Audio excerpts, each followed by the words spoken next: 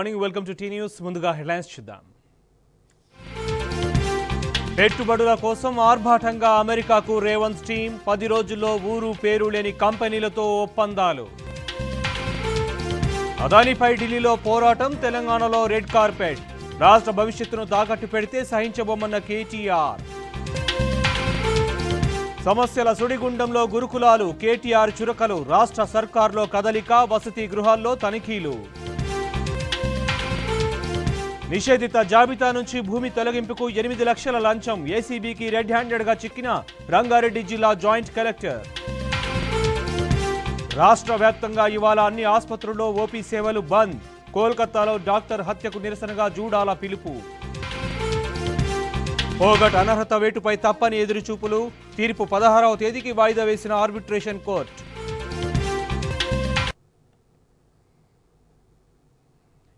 CM Revanth Reddy America పర్యటన utter flop అయింది. ఊరు పేరు లేని కంపెనీలతో రేవంత్ టీం ఒప్పందాలు చేసుకోవడం విమర్శలకు దారితీసింది. స్వచ్ఛ బయో, వాల్ష్, కార్రా ప్రకటనలతో దుమారం చెలరేగింది. ఇదివరకే వచ్చిన సంస్థలతో విస్తరణ పేరిట మళ్లీ డీల్స్ చేసుకోవడంపై పెద్ద ఎత్తున విమర్శలు వస్తున్నాయి. బీఆర్ఎస్ సర్కార్ గత ఒప్పందాలనే విస్తరణ పేరిట మరోసారి ఎంఓయూలు కుదుర్చుకొని 1000 కోట్ల పెట్టుబడులు అంటూ ప్రచారంతో ఊదరగొడుతున్న సర్కారుపై బీఆర్ఎస్ నేతలు, నెటిజన్లు ఆగ్రహం వ్యక్తం చేస్తున్నారు.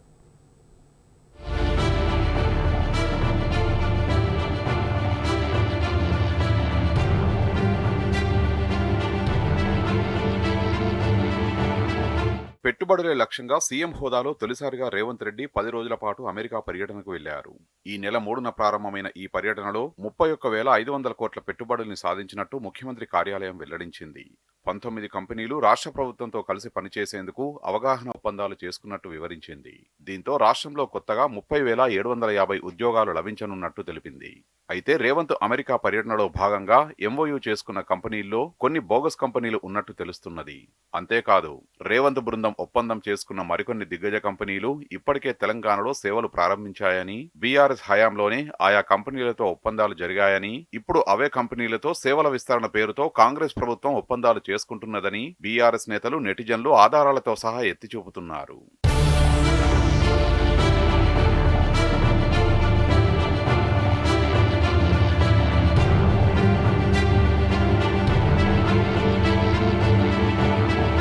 అమెరికా పర్యటనలో భాగంగా రేవంత్ బృందం ఒప్పందాలు చేసుకున్న కొన్ని కంపెనీలు నెలల ముందే ప్రారంభమవ్వడం, వాటికి సరైన కార్యాలయాలు, సిబ్బంది కూడా లేకపోవడం విమర్శలకు దారితీస్తున్నది. ఉదాహరణకు, బయోఫ్యూయల్స్ తయారీ సంస్థ స్వచ్ఛ బయోతో రాష్ట్ర ప్రభుత్వం ఒప్పందం కుదుర్చుకున్నది. 1000 కోట్ల రూపాయలను ఆ సంస్థ తెలంగాణలో పెట్టుబడిగా పెట్టనున్నట్లు రేవంత్ ప్రభుత్వం ప్రకటించింది. ఈ డీల్ ఫలితంగా ప్రత్యక్షంగా 250 మందికి, పరోక్షంగా మరో 250 మందికి ఉపాధి అవకాశాలు లభించనున్నట్టు తెలిపింది. కిందటి నెలలోనే ఏర్పాటై 2 ఉద్యోగులు కూడా లేని ఈ సంస్థ రాష్ట్రంలో 1000 కోట్ల రూపాయల పెట్టుబడులు ఎలా పెడుతుందన్న ప్రశ్న అందరిలో కలుగుతున్నది.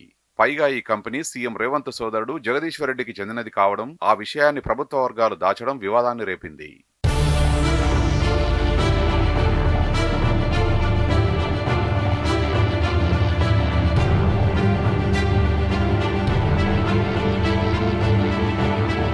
తెలంగాణలోని వీహబ్ 42 కోట్ల రూపాయలు, వీహబ్లోని స్టార్టప్ కంపెనీల్లో మరో 839 కోట్ల రూపాయల మేర పెట్టుబడులు పెట్టడానికి వాల్ష్ కార్రా హోల్డింగ్స్ అనే సంస్థ ముందుకొచ్చినట్టు రేవంత్ ప్రభుత్వం ప్రకటించింది. 4 నెలల కిందట ఏర్పడి ఇప్పటి వరకు ఎలాంటి వార్షిక నివేదికల్ని విడుదల చేయని సదరు కంపెనీ అంత పెద్ద మొత్తంలో పెట్టుబడులు ఎలా పెడుతుందన్న అనుమానాలు ప్రతి ఒక్కరిలో కలుగుతున్నాయి. ప్రభుత్వం ఒప్పందం చేసుకున్న మరో 2 కంపెనీల చరిత్ర కూడా సరిగ్గా లేదని పారిశ్రామిక నిపుణులు ఈ సందర్భంగా గుర్తు చేస్తున్నారు. రేవంత్ అమెరికా పర్యటన అటర్ ఫ్లాప్ అయిందని, పెట్టుబడులన్నీ బోగస్ గా మారాయని ఎన్ఆర్ఐ డాక్టర్ ఎర్రంరెడ్డి తిరుపతి రెడ్డి వంటి వారు బహిరంగంగా విమర్శించడం చర్చనీయాంశమైంది. విస్తరణ పేరిట రేవంత్ ప్రభుత్వం మళ్లీ ఒప్పందం చేసుకోవడం ఏమిటని నెటిజన్లు ప్రశ్నిస్తున్నారు. మొత్తంగా రేవంత్ అమెరికా పర్యటన ఓ ఫ్లాప్ గా మారిందని సోషల్ మీడియాలో పలువురు కామెంట్లు పెడుతున్నారు.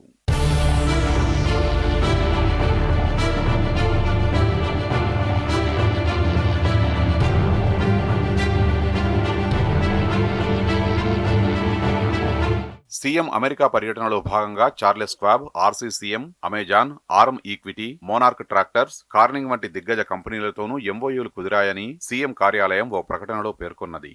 రాష్ట్రంలో విస్తరణకు కొత్త కేంద్రాలు నెలకొల్పేందుకు ఆయా కంపెనీలు సంసిద్ధం వ్యక్తం చేశాయని వెల్లడించింది. ప్రభుత్వం పేర్కొన్న ఈ కంపెనీలు తెలంగాణలో ఇప్పటికే సేవలు ప్రారంభించాయి. బీఆర్ఎస్ హయాంలోనే పైన పేర్కొన్న కంపెనీలు ఒప్పందాలు చేసుకున్నాయి.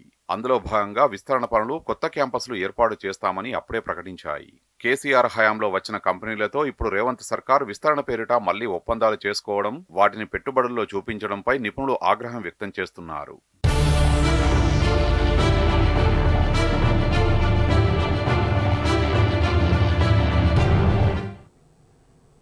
కాంగ్రెస్ పాలనలో ఎక్కడి సమస్యలు అక్కడే తిష్టవేశాయి. చర్యలు తీసుకోవాల్సిన హస్తం సర్కారు సబ్ కమిటీల పేరుతో టైంపాస్ చేస్తోంది. ఇప్పటి వరకు ఏకంగా 15 మంత్రివర్గ ఉపసంఘాలు ఏర్పాటయ్యాయి.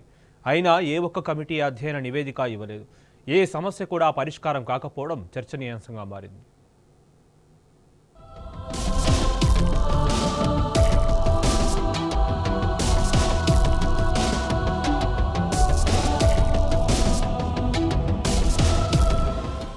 రేవంత్ రెడ్డి ప్రభుత్వం కొలువుదీరిన తర్వాత కనీసం ఒక్కటంటే ఒక్క సమస్యకు శాశ్వత పరిష్కారం రావడం లేదని జనం తలలు పట్టుకుంటున్నారు.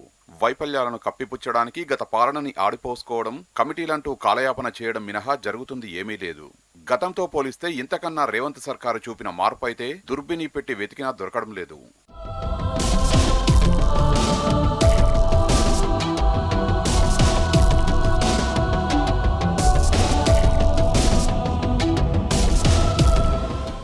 ఎన్నికల ముందు కాంగ్రెస్ చెప్పిన మార్పు మాత్రం బరాబర్ వస్తోంది.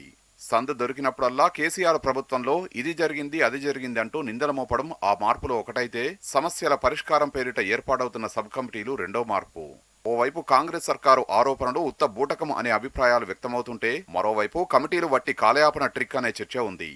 ఏతావతా నయా సర్కార్ గద్దెనెక్కిన తర్వాత ఏది ఓ పట్టాన తేల్చలేకపోతుండటంతో అంతా బ్యాడ్ టైం అని జనం విసుక్కుంటున్నారు. కేబినెట్ సబ్ కమిటీలు కాంగ్రెస్ కు సర్వరోగ నివారణగా తయారయ్యాయి. ప్రజా సమస్యలు కావచ్చు, ఉద్యోగుల అవసరాలు అయితేనేమి, నిరుద్యోగుల కోసం వేసే నోటిఫికేషన్ల కోసం పథకాలు, హామీల అమలు, ఇలా అన్నిటికీ ఒకటే మంత్రం. వీళ్ళందరిలో కాంగ్రెస్ ప్రభుత్వం ఎందరిని ఏ దరికి చేరుస్తుందో తెలియదు గాని ఇప్పటి వరకు ఒక 15 సబ్ కమిటీలను మాత్రం వేసింది. కాగా ఏ ఒక్క కమిటీ ఇంకా పూర్తిస్థాయి నివేదికను ప్రభుత్వానికి అందించలేదు. సభ అంటే 6 నెలలని ఒక సామెత. ఇవాళ సభ అనుకుంటే 6 నెలలకు కానీ అది సాధ్యం కాదని చెప్పే క్రమంలో పుట్టిన నానుడి. సర్కారు వైఖరి కూడా ఇందుకు ఏమాత్రం తీసిపోని విధంగా ఉంది. ఎన్నికల ముందు అనాయాసంగా హామీలు గుప్పించి వాటి అమలుకు ఇప్పుడు తీర్బాటంగా కమిటీలు వేస్తూ కాలయాపన చేస్తోంది. అదేందయ్యా అంటే ఆర్థిక పరిస్థితి, గత పాలకుల నిర్లక్ష్యమంటూ నోటికొచ్చిన మాటలు వల్లిస్తోంది.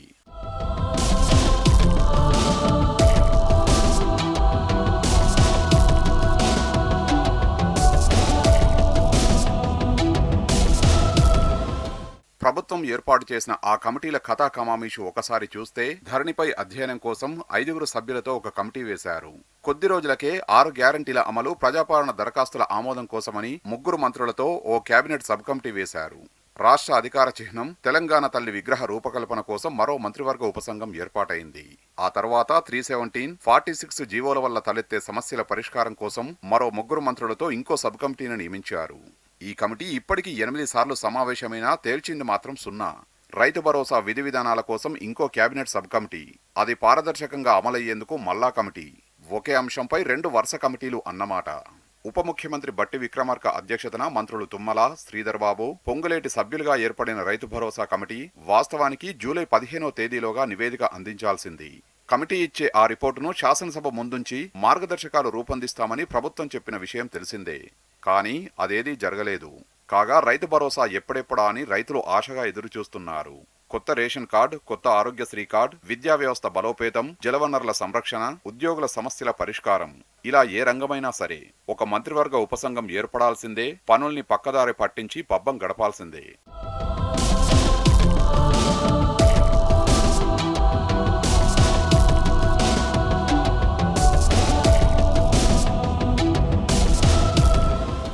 నీటిపారుదల శాఖలో తెలంగాణలోని రిజర్వాయర్ల నిల్వ సామర్థ్యం పునరుద్ధరణ కోసం మంత్రులతో కూడిన కమిటీ ఒకటి ఏర్పాటైంది. అటు మంత్రి ఉత్తమ్ కుమార్ రెడ్డి చైర్మన్ గా ఒక కేబినెట్ సబ్ కమిటీ ఏర్పాటైంది. ఇవన్నీ కాక కాళేశ్వరం ప్రాజెక్టు కుంగుబాటు, ఛత్తీస్గఢ్ విద్యుత్ కొనుగోళ్లు, థర్మల్ విద్యుత్ ప్లాంట్ల నిర్మాణంపై ప్రభుత్వం కమిషన్లను ఏర్పాటు చేసిన విషయం తెలిసిందే. ఇరిగేషన్ ప్రాజెక్టులపై విజిలెన్స్ విచారణకు సైతం మరో కమిటీ ఏర్పడింది. ఇక పీహెచ్డీ సీట్ల అక్రమాలపై Kakatiya University vice chancellor Rajaiah, Telangana University ఛాన్సలర్పై విజిలెన్స్ విచారణ చేపడుతున్న విషయం తెలిసిందే. ఈ మధ్య వైద్యారోగ్య శాఖ బదిలీలో జరిగిన అక్రమాలపై ప్రభుత్వం విజిలెన్స్ ఎంక్వైరీని ఆదేశించింది. ఇలా ఇదమిద్దంగా ఏదీ తేల్చకుండా కమిటీల మీద కమిటీలు వేస్తూ జన సామాన్యానికి ఏం మెసేజ్ ఇవ్వాలనుకుంటున్నారో ప్రభుత్వానికే తెలియాలంటున్నారు పరిశీలకులు.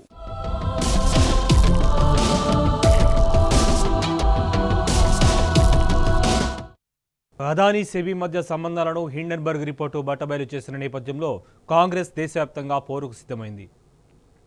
అదానీ తీరును వ్యతిరేకిస్తూ ఈ నెల 22న దేశవ్యాప్తంగా నిరసనలకు కాంగ్రెస్ పిలుపునివ్వడాన్ని బీఆర్ఎస్ వర్కింగ్ ప్రెసిడెంట్ కేటీఆర్ స్వాగతించారు.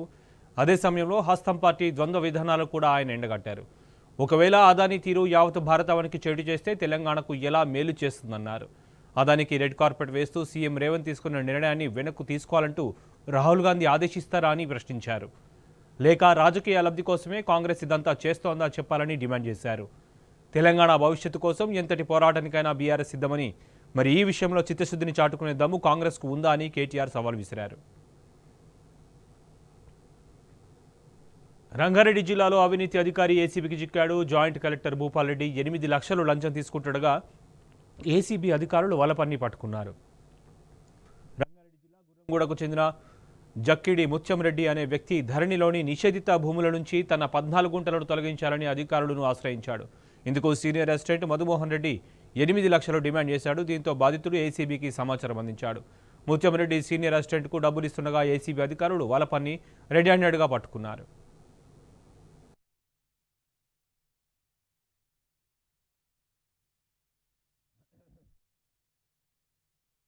అయితే జాయింట్ కలెక్టర్ భూపాల్ రెడ్డి చెబితేనే తాను డబ్బులు తీసుకున్నట్లు మధుమోహన్ రెడ్డి చెప్పాడు. ఏసీబీ అధికారుల ముందే ఫోన్ చేసి మాట్లాడగా పెద్దాంబర్పేట ఔటర్ రింగ్ రోడ్డు వద్దకు డబ్బులు తీసుకురావాలని జాయింట్ కలెక్టర్ అన్నాడు. దీంతో ఏసీబీ అధికారులు జాయింట్ కలెక్టర్ భూపాల్ రెడ్డిని, సీనియర్ అసిస్టెంట్ మధుమోహన్ రెడ్డిని అదుపులోకి తీసుకున్నారు. సోమవారం సాయంత్రం నుంచి ఈ ఇద్దరి నివాసాలతో పాటు రంగారెడ్డి కలెక్టర్ ఆఫీసులో ఏసీబీ సోదాలు కొనసాగాయి. మంగళవారం భూపాల్ రెడ్డి ఇంట్లో సోదాలు చేసిన ఏసీబీ అధికారులు 16 లక్షల నగదు, పెద్ద ఎత్తున ఆస్తి పత్రాలను స్వాధీనం చేసుకున్నారు. Joint collector Bhupal Reddy, senior assistant Madan Mohan రెడ్డిని అధికారులు నాంపల్లి ఏసీబీ కోర్టులో హాజరుపరిచారు. వారికి కోర్టు 14 రోజులు రిమాండ్ విధించింది.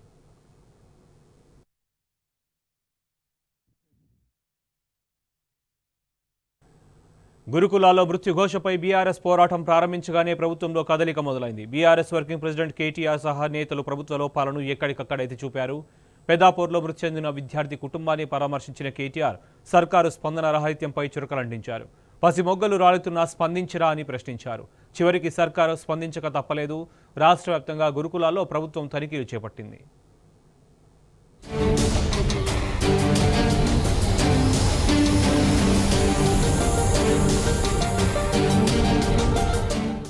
రాష్ట్ర వ్యాప్తంగా సమస్యల సుడిగుండంలో చిక్కుకున్న గురుకులాలపై బీఆర్ఎస్ వర్కింగ్ ప్రెసిడెంట్ కేటీఆర్ నిలదీయడంతో రేవంత్ సర్కార్లో కదలిక వచ్చింది. మరోవైపు ప్రజల్లో వెల్లువెత్తుతున్న ఆందోళనలతో ప్రభుత్వం దిద్దుబాటు చర్యలకు దిగింది. జగిత్యాల జిల్లా పెద్దాపూర్ గురుకులంలో మృతి చెందిన రాచర్ల బొప్పాపూర్కు చెందిన అనిరుద్ కుటుంబాన్ని పరామర్శించిన కేటీఆర్ ఏ తల్లి గర్భశోకంతో బాధపడకూడదంటూ గురుకులాల పనితీరు, ప్రభుత్వ నిర్లక్ష్యాన్ని ఎండగట్టారు. పిల్లల సంరక్షణ బాధ్యత ప్రభుత్వమే చూసుకోవాలని చెప్పడంతో 24 గంటల్లోనే సర్కారు స్పందించి deputy CM Bhatti Vikramarka, BC సంక్షేమ శాఖ మంత్రి పొన్నం ప్రభాకర్ను రంగంలోకి దింపి గురుకులాల సందర్శనకు పంపింది. మరోవైపు హాస్టళ్లలో తనిఖీలకు 10 ఏసీబీ అధికారుల బృందాలను పురమాయించింది. రాష్ట్ర వ్యాప్తంగా 10 హాస్టళ్లను ఏసీబీ అధికారులు పరిశీలించగా దిగ్భ్రాంతికర అంశాలు వెలుగుచూశాయి.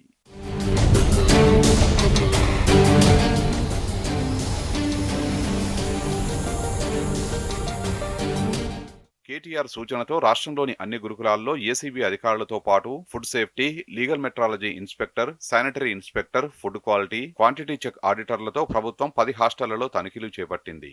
వానాకాలం కావడంతో పిచ్చి మొక్కలు పెరిగి దోమలు, ఈగలు, పాములు, తేళ్లు వస్తున్నట్లు గమనించారు.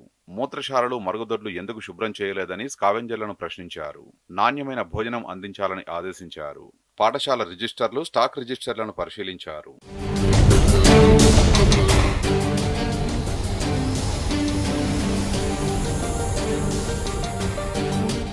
నిజామాబాద్లోని కోటగల్లి ప్రభుత్వ ఎస్సీ బాలిక హాస్టల్లో సిబ్బంది హాజరు రిజిస్టర్ సరిగ్గా లేదని, హాస్టల్ వస్తువుల కొనుగోళ్లలో అక్రమాలు జరిగాయని గుర్తించారు. నాణ్యత లోపించిన, గడువు దాటిన ఆహార పదార్థాలను పరీక్షల కోసం హైదరాబాద్లోని నాచారం ల్యాబ్కు పంపించారు.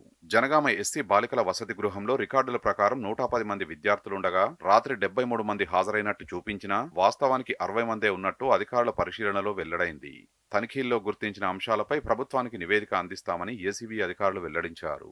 ప్రభుత్వం ఇందుకు అనుగుణంగా చర్యలు తీసుకుంటుందని తెలిపారు.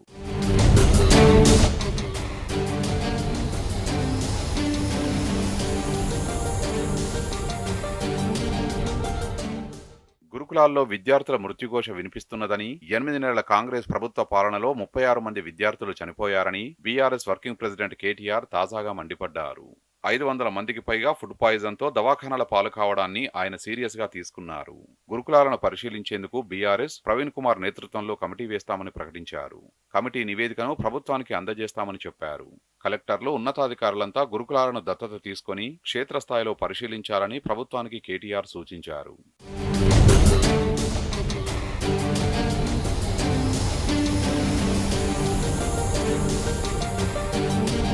నల్లగొండ జిల్లాలో రుణమాఫీ అస్తవ్యస్తంగా మారింది. ప్రభుత్వం నుంచి స్పష్టత లేకపోవడంతో ఇటు రైతులు, అటు బ్యాంకు సిబ్బంది తలలు పట్టుకుంటున్నారు. సరైన మార్గదర్శకాలు జారీ చేయకపోవడంతో రుణమాఫీ గందరగోళంగా మారింది. ఇప్పటి వరకు 50% మంది రైతులకు కూడా రుణమాఫీ కాకపోవడంతో అన్నదాతలు ఆవేదనకు గురవుతున్నారు.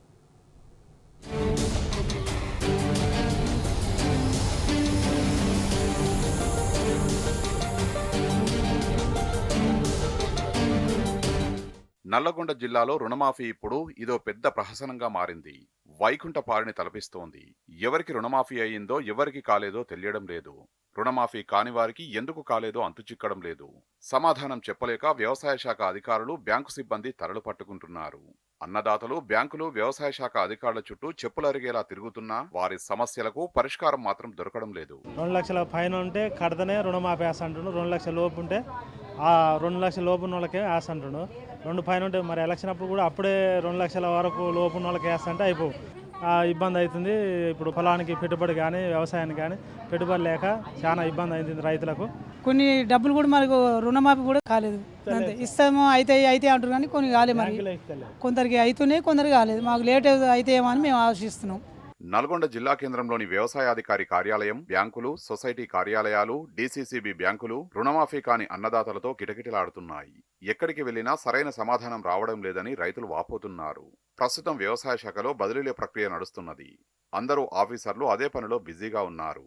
తమకు నచ్చిన పోస్టింగ్ కోసం హైదరాబాద్ చుట్టూ చక్కర్లు కొడుతున్నారు. దీంతో రుణమాఫీ కాని రైతులు అయోమయ స్థితిలో కొట్టుమిట్టాడుతున్నారు. ఎన్నిసార్లు ఫోన్ చేసిన రెస్పాన్స్ లేదు. దొరకరు. ఆఫీసు పోతే అసలు సమాధానం చెప్పేటోడు దొరుకుతాడు. ఫస్ట్ మాది 1,50,000 లోపు ఉంది. మా బాబుకు, మా బిడ్డకు 1,50,000. అసలు మా అవుతుందా కదా అని ఏమన్నట్టు నిర్ధారణ చేయాలి. ఎంక్వైరీ ఆ నిర్ధారణ ఏం చేయాలి, ఆ ప్రాసెస్ ఏందో అర్థమవుతుంది.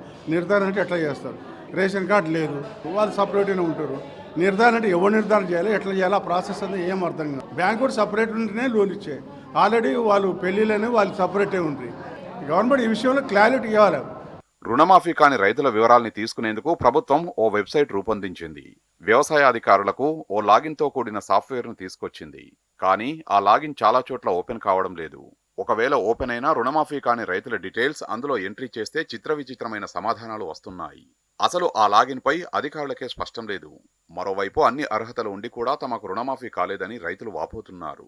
అయితే మా నాన్నగారిది అయితేంది, నాదైతేంది, మేము ఒకేసారి అప్పు తీసుకోవడం కానీ, రెన్యువల్ చేసుకోవడం కానీ ఒకేసారి జరిగింది. ఆయన రేషన్ కార్డు వేరు, నా రేషన్ కార్డు వేరు. 1,00,000 లోపు ఉన్నది ఆయనది క్లియర్ అయింది. మరి నాది ఎందుకు కాలేదు అనేది అర్థం కావట్లేదు. 1,10,000 ఉంది, 1,50,000 లోపు రుణమాఫీ కావాల్సి ఉంది, కాలేదు. నేను బ్యాంకుకి వెళ్తే బ్యాంకులో మాకేం తెలియదండి, ఏవో ఆఫీస్కి వెళ్ళండి, ఏవో ఆఫీస్లో చెప్తా అన్నారు. ఏవో ఆఫీస్కి పోతే మీరు బ్యాంక్ స్టేట్మెంట్ తీసుకొని రావాలి, మళ్ళీ వాళ్ళు పంపిస్తేనే మా దగ్గర ఉంటుంది డేటా అని వాళ్ళ దగ్గర పోవడం. ఈడి కాడికి ఒక 4-5 సార్లు తిరిగినాం. లాగిన్ ఓపెన్ అయిన చోట రుణమాఫీ కాని రైతుల ఆధార్ ఎంట్రీ చేయగానే నో డేటా ఫౌండ్ అని వస్తుంది. కుటుంబ సభ్యుల వివరాలు నిర్ధారణ కాలేదని, అందుకు రుణమాఫీ కాలేదని చూపుతుంది. కొందరికి సపరేట్ రేషన్ కార్డు లేదని వస్తుంది. బ్యాంక్ అకౌంట్ కు ఆధార్ అనుసంధానం జరగలేదని కొందరికి, లోన్లు రెన్యువల్ కాలేదని మరికొందరికి చూపుతుంది. మరికొందరికి బ్యాంకు అధికారులు అప్పుల వివరాల్ని ప్రభుత్వానికి పంపలేదని వస్తుంది.